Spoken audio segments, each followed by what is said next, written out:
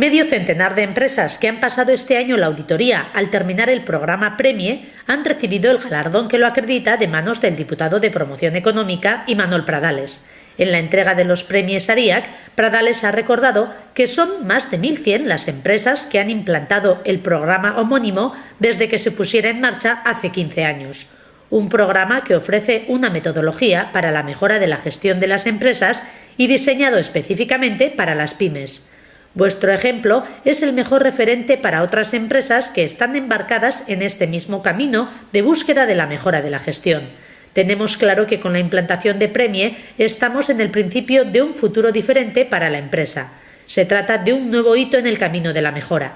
Por eso os animamos a que sigáis trabajando para mantener y mejorar vuestros sistemas de gestión, porque estamos convencidos de que la calidad de la gestión y el valor de las personas son los dos factores críticos que determinan el futuro de cualquier organización, ha asegurado el diputado de Promoción Económica.